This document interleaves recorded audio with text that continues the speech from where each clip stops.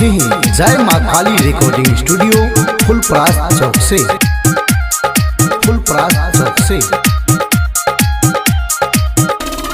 देखी देखी बिगड़ छे मन के हाल रे, देखी देखी बिगड़ छे मन के हाल रे। बुझिया छौरी लागत छे हर एक भाल रे, बदली छौरी लागत छे हर एक भाल रे। देखी देखी बिगड़ छे मन के हाल रे, देखी देखी बिगड़ छे मन के हाल रे। बुझिया छौरी लागत छे हर एक भाल रे, रनिया छौरी लागत छे हर एक भाल रे।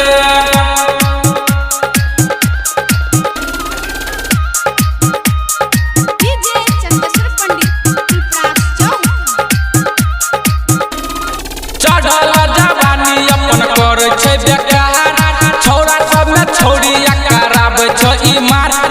चढ़ल जवानी में करे छे बेकार, छौरा सब में छौरी कराब छ ई मार। भगले ओकर देखी वठल हाल रे, भगले ओकर देखी वठल हाल रे। देखी देखी बिगड़ छे हमर हाल रे, देखी देखी बिगड़ छे मन के हाल रे। मनिया छौरी लागत छे हर एक माल रे, निकिया छौरी लागत छे हर एक माल रे।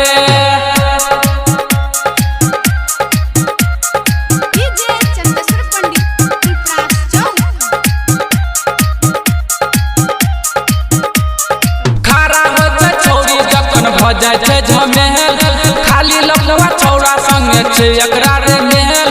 खारा हो छे छौरी जखन भ जाय छे झमेल, खाली लखवा छौरा संगे छे एकरा रे मेल।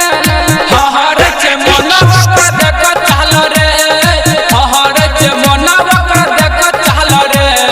देखी देखी बिगड़ छे मन के हाल रे, देखी देखी बिगड़ छे मन के हाल रे। राधा छौरी लागत छे हर एक माल रे, सोनिया छौरी लागत छे हर एक माल रे।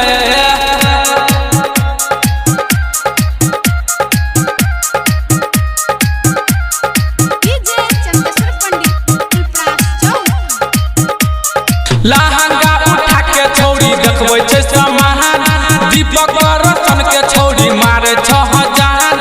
लहंगा उठा के छौरी देखबै छे समाहन, दीपक रोशन कहलै छे जान। ओ मनी रमलिया कहै छे महल रे, ओ मनी रमलिया कहै छे महल रे। देखी देखी बिगड़ छे मन के हाल रे, देखी देखी बिगड़ छे मन के हाल रे। भारती छौरी लागत छे हर एक महल रे, भारती छौरी लागत छे हर एक महल रे। जय माँ काली रिकॉर्डिंग स्टूडियो फुलपरास चौक से। 91 13 90 67 65।